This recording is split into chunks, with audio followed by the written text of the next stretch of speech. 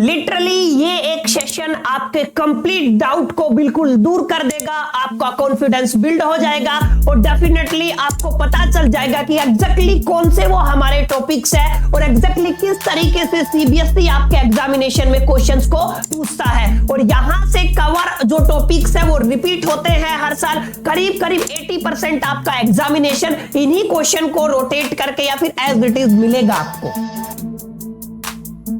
Friends, इस session को design करने में हमारी करीब करीब 15 से 20 दिन की मेहनत है। लगातार प्रैक्टिस के बाद और खोजने के बाद, अन्वेषण करने के बाद आपके सारे जितने भी सैंपल पेपर मार्केट में है, पीवाईक्यूज है, उन सभी से हमने कुछ ऐसे क्वेश्चंस को चुन चुन के निकाला जो आपके फिजिक्स के, केमिस्ट्री के और बायोलॉजी के जो रिपीट होते हैं, एज इट इज आते हैं, जो आपके पिछले 3, 4, 5 सालों से लगातार आपके एग्जामिनेशन में पूछे जा रहे हैं। तो ये एक सेशन आपकी हेल्प करेगा उन्हीं 80% क्वेश्चंस को कवर करने में जो एग्जैक्टली रिपीट करता है सीबीएसई अपने एग्जामिनेशन में। हर बार की तरह सेशन आपका 3 पार्ट में डिवाइडेड होगा, physics, chemistry and biology. 1 by 1 करके चैप्टर वाइज हम एक एक क्वेश्चन को इन डिटेल में स्टडी करेंगे, देखेंगे कि कौन कौन से टॉपिक्स हैं और कौन कौन से क्वेश्चन है जिनको करने के बाद आपका 80% काम हो सकता है। और हाँ, इस इंपॉर्टेंट जो सेशन है उसकी पीडीएफ आपको डिस्क्रिप्शन में मिल जाएगी, वहां से जाके आप लोग डाउनलोड कर सकते हैं। तो अब शुरू करते हैं और समझते हैं एग्जैक्टली फर्स्ट पार्टीशन हमारा है फिजिक्स का बच्चों। और फिजिक्स में आप सभी को पता है, आप सभी को बहुत सारे डाउट है लाइट, रिफ्लेक्शन एंड रिफ्रैक्शन में। तो देखो यार, कुछ लिमिटेड से क्वेश्चन है, वैसे तो मैंने इंपॉर्टेंट क्वेश्चन का पीडीएफ आपको दे रखा है, लेकिन एग्जैक्टली सीबीएसई कैसे पूछता है क्वेश्चंस को वो अब हम डिस्कस करेंगे। देखो, शुरू से मैं शुरू करता हूं, ठीक है। पहला क्वेश्चन आपका 2011 में भी पूछा गया है, 13 में भी पूछा गया है और 14 में भी पूछा गया है, यानी कि ये वाला क्वेश्चन 3 टाइम्स आपसे पूछा गया है। यहां पे आपको पूछा गया टू लॉज ऑफ रिफ्लेक्शन। मैंने आपको क्लियर किया था रिफ्लेक्शन क्या होता है, उसके दोनों लॉ काफी इंपॉर्टेंट है, अलोंग विद द रिफ्रैक्शन क्या होता है और उसके दोनों लॉ। यहां से हर बार एक ना एक क्वेश्चन आपको पूछा जाता है, तो आपको इस क्वेश्चन को 100% मान के चलना है, क्योंकि हर बार सीबीएसई बच्चों इस क्वेश्चन को आपका रिपीट करता है। सेकंड क्वेश्चन यहां से आता है, वो है आपका रिफ्रैक्टिव इंडेक्स के ऊपर न्यूमेरिकल। आपको अपने दिमाग में डाल लेना है, यहां से जो आपका रिफ्रैक्टिव इंडेक्स है बच्चों, वो रिफ्रैक्टिव इंडेक्स वाला जो आर्टिकल है वहां से 101% आपको एक न्यूमेरिकल मिलता है। ये न्यूमेरिकल है जो लगातार 13 में भी आया, 19 में भी आया, 20 में भी आया, प्रोबेबली इस बार भी आ सकता है या इसी तरीके का आ सकता है। यहां पे आपको 2 मीडियम का रिफ्रैक्टिव इंडेक्स गिवन है, ये पहले मीडियम का और ये दूसरे मीडियम का। एक स्पेस हो सकता है, एक मीडियम हो सकता है, दोनों ही मीडियम हो सकते हैं। रिस्पेक्टिवली दिया हुआ है in which medium does light travel faster, किस मीडियम में लाइट ज्यादा तेज ट्रेवल करेगी। यानी कि ये जो क्वेश्चन है बच्चों कौन से टॉपिक के ऊपर बेस्ड है, आपका रिफ्रैक्टिव इंडेक्स के ऊपर है। तो यहां से 101% न्यूमेरिकल आता है, पावर के ऊपर, मिरर फॉर्मूले के ऊपर और लेंस के ऊपर, इन तीनों में से। और एक आपका रिफ्रैक्टिव इंडेक्स, सॉरी 4 टॉपिक है, चारों में से यहां से 101% न्यूमेरिकल आता है। और एक चीज क्लियर कर देता हूं, कोन के मिरर और कॉन्वेक्स लेंस के 6 के 6 जो डायग्राम है, इमेज फॉर्मेशन है, रे डायग्राम है, वहां से आपको 101% यहां से क्वेश्चन देखने को मिलता है। अब चलते हैं थोड़ा आगे। आगे आपका न्यूमेरिकल है, जैसा कि मैंने पहले बताया था, आपको साफ साफ दिख रहा होगा कि इमेज की कैसे फॉर्म हुई, कैसी बनी, इसके बारे में बताना है, ठीक है। और यहाँ पे क्या दिया हुआ है, आपको दिया हुआ है कि एक डिस्टेंस पे ऑब्जेक्ट रखा हुआ है, यहाँ पे मिरर है, तो डेफिनेटली आपका कौन सा फॉर्मूला लगेगा, मिरर फॉर्मूला लगेगा। ये वाली न्यूमेरिकल देखो 2014 में भी रिपीट हुई थी, 2015 में भी, 2017 में भी, यानी कि खास काफी इंपॉर्टेंट न्यूमेरिकल है। तो बच्चों इसको अच्छे से प्रिपेयर करना है आपको। ये वाली न्यूमेरिकल काफी इंपॉर्टेंट है, किस पे बेस्ड है, मिरर फॉर्मूला पे। मैं फिर बता रहा हूं आपको, इन्हीं पे आपका क्वेश्चन आएगा। अगला है write the ray diagram that shows the refractive rays in the following case. अब यहां पे आप लोगों ने 4 रूल पढ़े थे।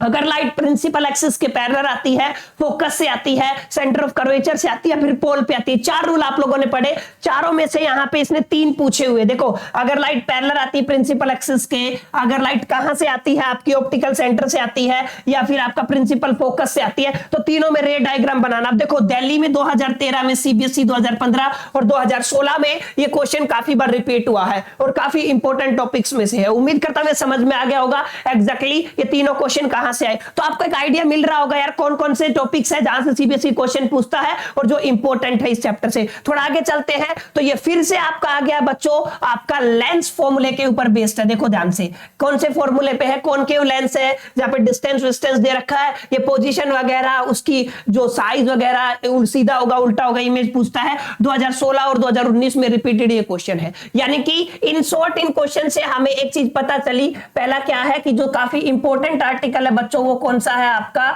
रिफ्रैक्टिव इंडेक्स, जहां से न्यूमेरिकल आएगा कंफर्म। आपका दूसरा क्या है आपका पावर वाला क्वेश्चन, पावर ऑफ लेंस की मैं बात कर रहा हूं, ध्यान से समझ लेना, पावर ऑफ लेंस, ठीक है। यहां से भी क्वेश्चन बच्चों आपको आता है और यहां पे आपके दो फॉर्मूले हैं, एक आपका मिरर फॉर्मूला है, एक आपका लेंस फॉर्मूला है, दोनों से क्वेश्चन आता है, ठीक है। ये तीन इंपॉर्टेंट काफी टॉपिक हो गए, refractive index, mirror formula, lens formula और पावर ऑफ लेंस। इसके अलावा आपका कॉनकेव, मिरर और कॉन्वेक्स लेंस, यहां से इनके 6 के 6 टाइप की जो इमेज फॉर्मेशन है कॉन्वेक्स, ठीक है, वो आएगी। यानी कि ये सिर्फ इंपॉर्टेंट टॉपिक्स यहां से बनते हैं जहां से सीबीएसई हर बार आपका क्वेश्चन पूछ रहा है। तो ये कुछ लिमिटेड से क्वेश्चन थे जो आपको समझ में आ गए होंगे जो आपके इस चैप्टर से पूछे जाते हैं। अब चलते हैं अगले चैप्टर की तरफ बच्चों, वो है आपका human I and colourful world. मैंने आपको कल चिल्ला चिल्ला के कहा था जब मैंने कंप्लीट फिजिक्स को कराया था कि ह्यूमन आई का डायग्राम, डिफेक्ट्स, मायोपिया, हाइपरमेट्रोपिया और रिफ्रैक्शन थ्रू द प्रिज्म, ये तीन ऐसे टॉपिक है प्रिज्म पे बेस्ड होते हैं, डिस्पर्जन जिसको बोलते हो, यहां से ही आपको क्वेश्चन मिलता है। अब देखते हैं प्रैक्टिकली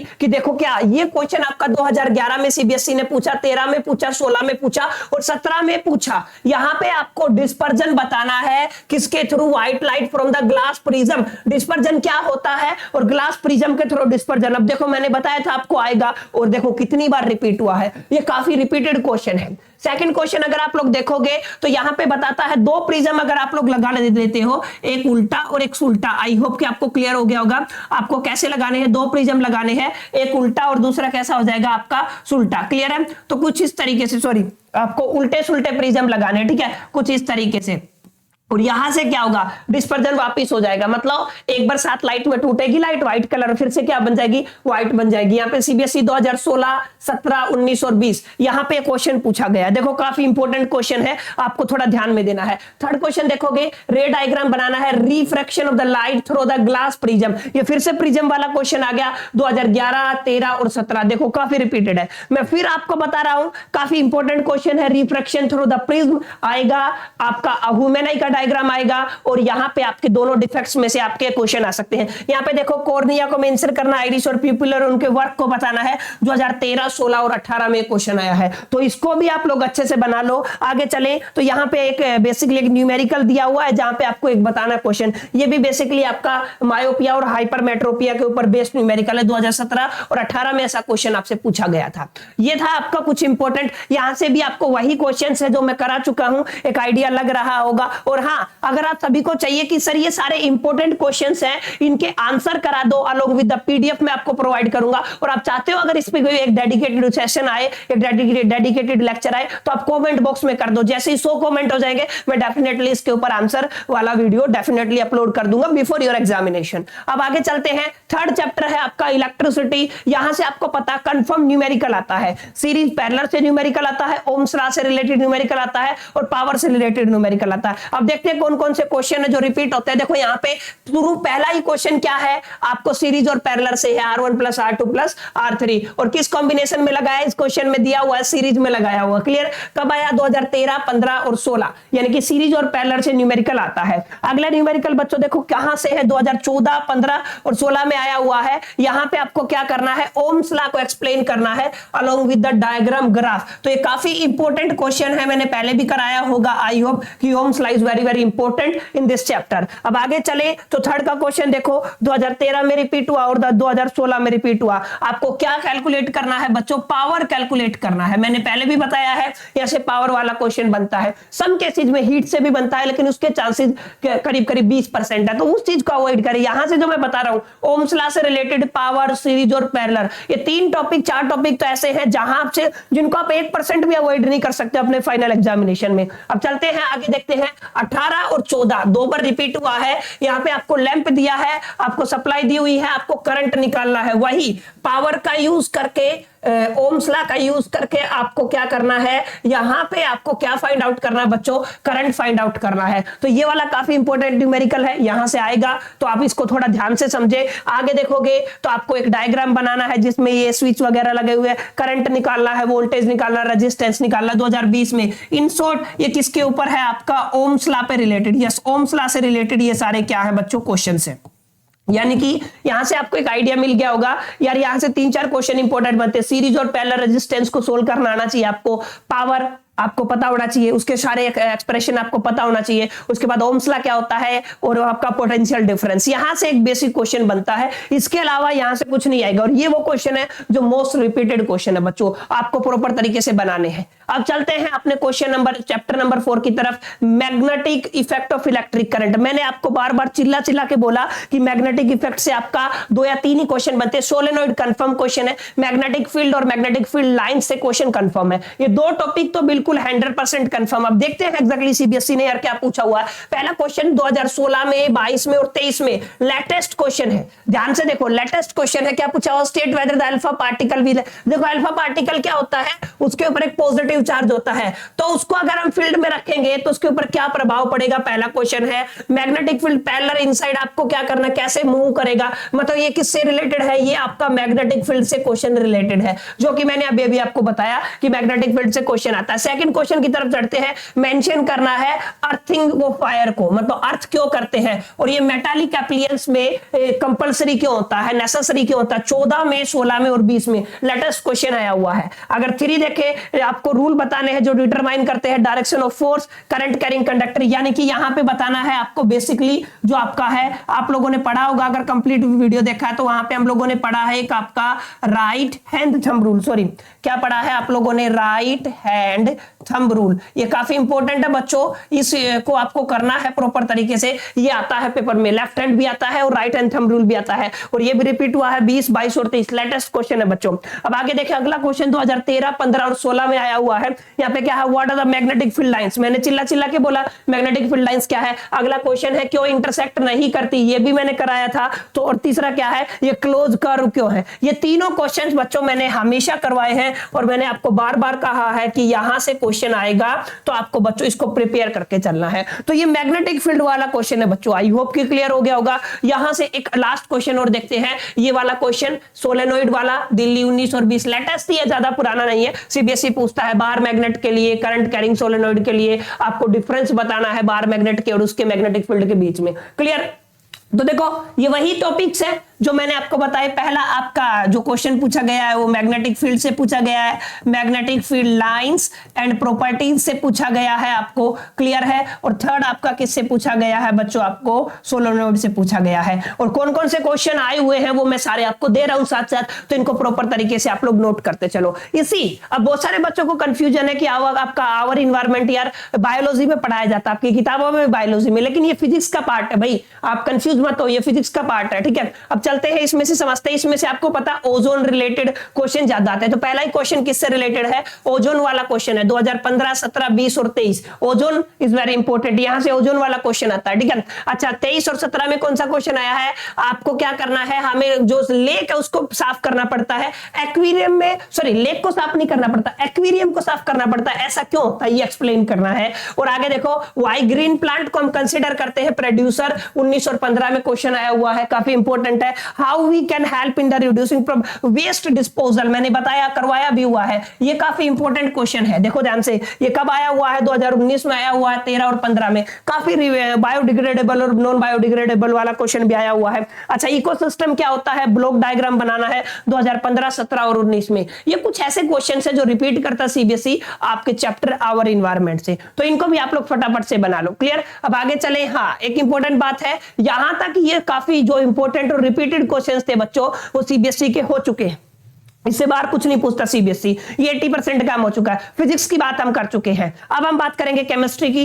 ये थोड़ा सा टीम से गलती हो गया, पहला चैप्टर लिखना भूल गए हैं, केमिकल रिएक्शन एंड इक्वेशन वाला चैप्टर है। अब यहां से शुरू करते हैं, देखो यहां पे पहला क्वेश्चन है, calcium sorry solid calcium oxide was taken in container and water was added slowly to it, write the observation, write the chemical. ये आपके लिए जो एक्टिविटी है ना, एक्टिविटी वहीं से डायरेक्ट क्वेश्चन पूछा गया है, तो आप इसको थोड़ा ध्यान से देखें। 13 में और 19 में आया हुआ क्वेश्चन है। आगे क्या है, वही है, 5 चेंज आते हैं, कैसे कलर चेंज होता है, प्रेसिपिटेट बनता है, टेम्परेचर बढ़ता है, उधर से क्वेश्चन है 2014, 19 और 23 में आया हुआ क्वेश्चन है। आगे देखो चेंज इन कलर का एग्जांपल, चेंज इन टेम्परेचर का एग्जांपल, ये भी मैंने बताया था कि यहां से 100% क्वेश्चन आएगा। ध्यान से देखो, नेमिंग रिएक्शन भी आता है क्योंकि इधर से नेमिंग रिएक्शन ही इंपॉर्टेंट बनता है बच्चों। क्लियर? अब आगे चलते हैं। इलेक्ट्रोलाइसिस ऑफ वाटर में आपकी कौन सी गैस लिबरेट होती है एनोड पे और कैथोड पे, वो पूरा इलेक्ट्रोलाइसिस वाला जो आपका टॉपिक है ना, वो पूरा पूछा गया है। यहाँ पे 20 में पूछा गया, 13 में पूछा गया, SP 18 में पूछा गया। ये थोड़ा ध्यान से देखो।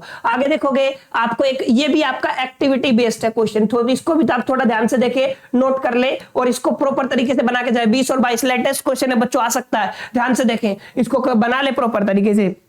आंसर चाहिए तो वही बात कमेंट करो, मैं डेफिनेटली इसकी इन सभी के आंसर लेके आऊंगा। ठीक है, तो ये आपका पहला चैप्टर था केमिस्ट्री का, जहां से रिपीटेड क्वेश्चंस काफी आते हैं। उम्मीद करता हूं आपको एक आइडिया लग रहा होगा कि यार कौन कौन से क्वेश्चंस आपके यहां से आते हैं। अब चलते हैं अगले क्वेश्चन की तरफ, एसिड बेस एंड साल्ट। यहां से देखो क्या है, यहां पे ये वाला क्वेश्चन क्लोर एल्कली प्रोसेस बच्चों हमेशा आया है, 100% आएगा, श्योर गारंटी। इसको बना ले आप। और ये देखो यहाँ पे 20 और 23 में भी आया हुआ। क्लियर? तो आपको क्या करना है, आपको इसको बना लेना है। क्लोर एल्कली प्रोसेस किसके लिए यूज होता है, क्यों यूज होता है। सेकंड क्वेश्चन आपको करना है, rock salt mention the colour and reason with which is colour. ये मतलब रॉक साल्ट से रिलेटेड उसका केमिकल फॉर्मूला लिखाना है, कॉम्बिनेशन कैसे होता है, मतलब इन डिटेल आपको उसको आइडेंटिफाई करना है। 19 और 23, 13 में ये क्वेश्चन आया हुआ है। ठीक है, अब थोड़ा थर्ड क्वेश्चन की तरफ देखोगे तो ये जरूरी है, जिंक ग्रेनुलस को रिएक्ट कराना है किसके साथ, सल्फ्यूरिक एसिड के साथ, हाइड्रोक्लोरिक एसिड के साथ। वेरी वेरी इंपॉर्टेंट, ये क्वेश्चन आपको प्रॉपर तरीके से बनाना है। ये रिपीट हो सकता है बच्चों, अच्छा क्वेश्चन है, सीबीएसई 2014 में भी आया हुआ है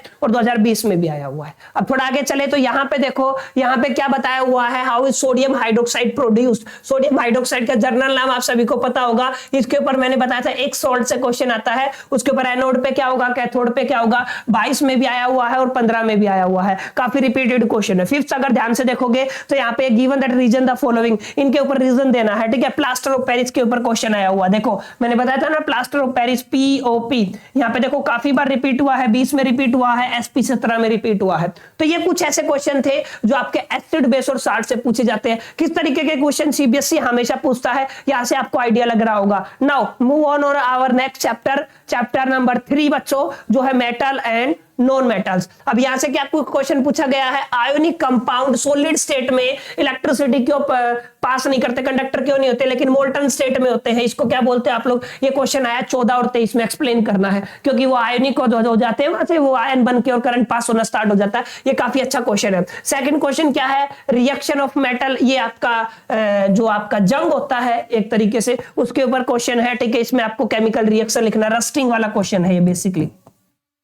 तो यहां पे जो आपका क्वेश्चन पूछा जाता है बच्चों, रस्टिंग से रिलेटेड पूछा जाता है, टेक इट सीरियस, जो रस्टिंग वाला क्वेश्चन है। ठीक है, अब आगे चलते हैं। Zinc is a metal found in the middle of the activity of A series, मतलब एक्टिविटी सीरीज से क्वेश्चन आता है, ये मैं आपको बता देता हूं, यहां से भी 101% श्योर क्वेश्चन आता है एक्टिविटी सीरीज से। सीबीएसई 23 और 13 में आया हुआ क्वेश्चन है। डिफरेंस, हाँ, ये रेस्टिंग और कैल्सिनेशन 100% यहां से भी क्वेश्चन आएगा बच्चों, आप थोड़ा ध्यान से देखें। रोस्टिंग एंड कैल्सिनेशन दोनों इंपॉर्टेंट क्वेश्चन है 2013 और 23 में। सारे क्वेश्चन आप प्रिपेयर कर लेते हो तो आपकी गारंटी है कुछ ना कुछ क्वेश्चंस आपको अपने एग्जामिनेशन में मिलेंगे। अब आगे चलते हैं क्वेश्चन नंबर 3 की तरफ। Copper vessel covered with the green coating, उसको ग्रीन कोट क्यों किया जाता है, रीजन बताना। 15, 16 और 19 3 टाइम्स रिपीट हुआ है, यानी कि ये वो क्वेश्चंस है जो सीबीएसई जिस तरीके से क्वेश्चंस को कोट करता है आपके पेपर में और पूछता है। आई होप कि ये सारी चीजें आपको बराबर तरीके से समझ में आ रही होंगी और एग्जैक्टली कैसे करना है क्लियर हो रहा होगा। ये मेटल एंड नॉन मेटल खत्म होने के बाद आपका चल जाता है 4th chapter, carbon and compound. Organic chemistry का पार्ट है, थोड़ा डिफिकल्ट भी है, तो इसको ध्यान से समझना है कि यहां से क्या क्या क्वेश्चन आ सकते हैं। यहां से आप जो एक्सपेक्ट करते हो वो नहीं आएगा, ये गारंटी है। जैसे पहला क्वेश्चन है इलेक्ट्रॉन डॉट स्ट्रक्चर, बच्चों नाइट्रोजन का पूछा, एक्सेप्शन है। ठीक है, 23 में भी आया हुआ है, 21 में भी आया हुआ है, लेटेस्ट है, ये आ सकता है आपकी बार। अच्छा, केमिकल फॉर्मूला बेंजीन का मैंने कल ही इंपॉर्टेंट डायग्राम से मैं करवाया था और उसका स्ट्रक्चर भी बनवाया था। देखो 17, 21 और 23 आ गया ना। कल ही मैंने बनवाया था, ठीक है। आगे देखो KMnO4 के ऊपर क्वेश्चन है, आपको कंपाउंड फॉर्म क्या होता है उसके ऊपर रिएक्शन लिखना है, ठीक है। 23 और 20 में क्वेश्चन रिपीट हुआ है। आगे चले तो why do covalent have a low melting point, जो भी कोवलेंट कंपाउंड होते हैं उनके MP और BP बॉइलिंग पॉइंट और मेल्टिंग पॉइंट लो क्यों होते हैं। 2020 और 21 में रिपीटेड क्वेश्चन है, ये भी आप बना ले, यहां से भी ये रिपीट हो सकता है, काफी अच्छा क्वेश्चन है, ठीक है। उसके बाद आपको बताना है होमोलॉजियस सीरीज क्या होती है, यहां से आपका फंक्शनल ग्रुप होमोलॉजियस सीरीज, और जैसे एल्कीन और एल्काइन को बताना है, 15 में आया, 16 में आया, 17 में, सॉरी 15, 14, 16 और 19 इतने सालों में रिपीट हुआ है, तो काफी इंपॉर्टेंट है होमोलॉजियस सीरीज और जितने भी फंक्शनल ग्रुप है। यहां से जो एक्सपेक्ट करके जाओगे ना वैसा नहीं आएगा, इसलिए जरूरी था आप लोगों के सामने लाना कि एग्जैक्टली पेपर कहां से बनता है और कौन कौन से क्वेश्चन रिपीट होते हैं। 80% आपका यहीं से आएगा, ठीक है। तो ये carbon compound complete, not carbon compound complete, आपका केमिस्ट्री रसायन विज्ञान बच्चों पूरा हो चुका है। अब हम लास्ट पार्ट में आ गए इस वीडियो के, जहां पे हम बच्चों क्या पढ़ेंगे, बायोलॉजी। बायोलॉजी के कुछ लिमिटेड से टॉपिक है और वहां से हम लोग क्लियर करेंगे। यहाँ पे ये कौन सा टॉपिक है, सॉरी चैप्टर है आपका फर्स्ट, लाइफ प्रोसेस। अब लाइफ प्रोसेस से क्या पूछा जाता है, just see here double circulation. कल वाली वीडियो में मैंने आपको इसका डायग्राम भी करवाया था, फंक्शन भी करवाया था, तो ये आया हुआ है 2023 में, 22 में, 19 में, वेरी इंपॉर्टेंट लेटेस्ट क्वेश्चन है, हमेशा रिपीट हो रहा है। आप डबल सर्कुलेशन को बना के जाए। आगे देखो explain the way in which the glucose is broke down in the absence of storage of oxygen. वही है, ग्लूकोज कैसे ब्रेक डाउन होता है एब्सेंस में और प्रेजेंस में, दोनों करना है आपको। 17, 18, 19 थोड़ा घुमा के क्वेश्चन पूछा है।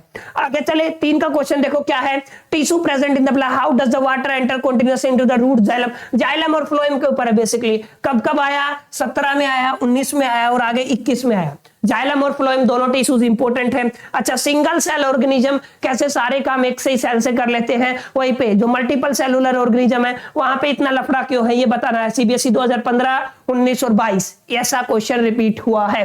अब आगे चले तो यहाँ पे देखो 2016 में, 19 में और 20 में रिपीटेड क्वेश्चन है। यहाँ पे क्या बताना है कि आपका बाइल जूस कहाँ पे स्टोर होता है, तो बेसिकली ह्यूमन डाइजेस्टिव सिस्टम से क्वेश्चन है। मैंने बताया था आपको ह्यूमन डाइजेस्टिव सिस्टम से क्वेश्चन बनने के चांसेस बहुत ज्यादा है, तो आप इसको प्रॉपर तरीके से कर ले बच्चों। ये आपका पहला चैप्टर था जहां से मोस्ट रिपीटेड क्वेश्चन आपको क्लियरिटी होगी यार एग्जैक्टली कौन कौन से मोस्ट रिपीटेड क्वेश्चन है। सेकंड चैप्टर बायोलॉजी का कंट्रोल एंड कोऑर्डिनेशन, हिंदी में आप इसको नियंत्रण एवं समन्वय कहते हो। यहाँ पे देखो क्या क्या रिपीट होता है, मैंने पहले भी बताया हुआ है, ध्यान से देखो। पहला क्या है, plant hormone. Difference based question जब मैंने कराए थे तो वहां पे पहला क्वेश्चन ही यही था, प्लांट हार्मोन और एनिमल हार्मोन। 19 में आया हुआ है, 23 में आया हुआ है, ठीक है। ये आपको करना है। What is the suitable example for the term, ये भी मैंने करवाया है। फोटोट्रैपेजियम, जियोट्रैपेजियम और आपका केमोट्रैपेजियम क्या होता है। 16 और 20 में रिपीटेड क्वेश्चन है। Draw the diagram for cross sectional view of the human brain, कल ही करवाया। Human brain is very important. आगे करते हैं, how does the feedback mechanism regulate hormones secretion, कैसे होता है ये आपको बताना है, ठीक है। आगे name the part of the human brain which control the voluntary and involuntary action, दोनों के बीच में डिफरेंस भी करवाया था। और यहाँ पे बताना कि कौन सा पार्ट आपका ब्रेन उसको कंट्रोल करता है। देखो ये वाला क्वेश्चन 17-19 में आया, 17-20 में आया, और ये वाला क्वेश्चन बच्चों 17 और 18 में आया है। तो यहाँ से कुछ इसी तरीके के क्वेश्चन बनते हैं पहले चैप्टर से, और आपको एक आइडिया लग गया होगा एक्जैक्टली कहां से आने वाला आपका क्वेश्चन। चले आगे, आपका है हाउ डू ऑर्गेनिज्म रिप्रोड्यूस, कैसे ऑर्गेनिज्म रिप्रोड्यूस करते हैं। तो पहला क्वेश्चन देखो, difference between sexual and asexual. अब यही डिफरेंस बेस्ड क्वेश्चन का अपना एक क्वेश्चन था जहां पे मैंने इसको करवाया था 16 में, 18 में, 21 में और 22 में। हो सकता है आपकी बार 24 में भी आ जाए, तो ध्यान से देखो ये वाला डिफरेंस बेस्ड क्वेश्चन मैंने करवाया हुआ है। आगे देखो, आपको स्पोर इन रिजोपस में आपको एक्सप्लेन करना है, reproduction by spore, spore formation जो होता है ना, वहां पे 17 में आया हुआ, 15 में आया हुआ, 20 में और 22 में क्वेश्चन आया हुआ है बच्चों। ये काफी इंपॉर्टेंट है, ध्यान से देखें। अच्छा, list the technique that have been developed to prevent the pregnancy, pregnancy को आप कंट्रोल करने के लिए कौन कौन से मेथड्स आप लोगों के पास है। 17, 18 और 20 में आया हुआ क्वेश्चन है, ध्यान से इसको भी आप लोग कर ले। क्लियर। अब आगे चले तो draw a diagram human female कल ही करवाया, ह्यूमन फीमेल रिप्रोडक्टिव सिस्टम, और वहां पे लेबलिंग भी पूछा हुआ है। 19 में आया, 17 में आया, 16 में आया, काफी इंपॉर्टेंट क्वेश्चन है, इसको बना ले। डिफाइन द पोलिनेशन, पोलिनेशन क्या होता है, फर्टिलाइजेशन क्या होता है, ये दोनों क्वेश्चन काफी, देखो यहाँ पे फर्टिलाइजेशन भी पूछा हुआ है, ठीक है। तो यहाँ पे क्या 19, 16 और 21 ये काफी रिपीटेड क्वेश्चन है, इसको भी बना ले। यहाँ से कुछ इसी तरीके के क्वेश्चन पूछे जाते हैं, आपको आइडिया लग गया होगा। या तो डिफरेंस बेस्ड क्वेश्चन आएगा या फिर डायग्राम बेस्ड क्वेश्चन आएगा। ये 4-5 क्वेश्चन यहाँ से बच्चों बनते हैं। अब आगे चले तो आपका क्या है, हेरिडिटी एंड इवोल्यूशन। यहाँ पे देखो ये क्वेश्चन आपका 2013 में रिपीट हुआ बच्चों, आपका 16 में रिपीट हुआ, 17 में, 22 में और 21 में भी रिपीट हुआ। ठीक है, अब यहाँ पे चलते हैं, mention any 2 point difference between the, देखो यहाँ पे डिफरेंस करना एक्वायर और इनहेरिटेड ट्रेड्स। मैंने करवाया था, बताया था ना कि ये क्वेश्चन 100% आएगा, अच्छे से एक्सप्लेन भी किया था। तो ये डिफरेंस बेस्ड वीडियो आप लोगों ने देखा होगा, नहीं देखा तो इस वीडियो के बाद जाके देखो। डिफरेंस बेस्ड वीडियो में जितने क्वेश्चन करवाए ना सारे वही आ रहे हैं आपके बायोलॉजी में, आप लोग ध्यान से देखें। अब आगे चले, 2p प्लांट है, यहाँ पे बेसिकली वही है जो आपका क्रॉस और जो अपना मेंडलीव के जो एक्सपेरिमेंट थे वो वाला क्वेश्चन यहाँ से आएगा ही आएगा। इज द डिफरेंस बिटवीन, अच्छा डोमिनेंट ट्रेड और रिसेसिव ट्रेड्स के बीच में भी क्वेश्चन आता है। देखो कितनी बार आया हुआ है, 16, 15 और 19 में आया हुआ है। तो यहाँ से भी क्वेश्चन आता है, तो आपको अच्छे से बच्चों प्रिपेयर करना है। अब यहाँ पे फर्स्ट जनरेशन, सेकंड जनरेशन, ये वही मेंडल के एक्सपेरिमेंट आ गए। ठीक है, सेक्सुअली रिप्रोड्यूसिव स्पीसीज, ये वहां पे थोड़ा सा केस स्टडी टाइप में दिया हुआ है, थोड़ा सा इसको थोड़ा ध्यान से समझना। 19 और 21 में आया हुआ क्वेश्चन है, काफी रिपीटेड क्वेश्चन है। आई होप कि समझ में आ गए होंगे, आपको एक आइडिया मिल गया होगा कौन कौन से सीबीएसई क्वेश्चन पूछता है। और अगर आप इन सभी क्वेश्चंस को बना लेते हो ना तो डेफिनेटली अप्रोक्सीमेट 80% यहीं से कवर होता है। थोड़ा सा हो सकता है ट्विस्ट हो आपके जो पेपर है, एग्जामिनेशन है उसमें, लेकिन ऑलमोस्ट टॉपिक यही रहेंगे, क्वेश्चन यही रहेंगे, आपका जो सब्जेक्ट है वो यही रहेगा। ठीक है, लेकिन मेन बात क्या है, आपको बच्चों इसको प्रिपेयर करना होगा अच्छे तरीके से। उम्मीद करता हूं ये वीडियो काफी हेल्पफुल रहा होगा आप सभी के लिए और ये आपको बेटर स्कोरिंग करने में आपकी हेल्प करेगा। बाकी इस वीडियो में इतना ही, मिलते हैं नेक्स्ट सेशन में, तब तक के लिए मेरी तरफ से ऑल द बेस्ट।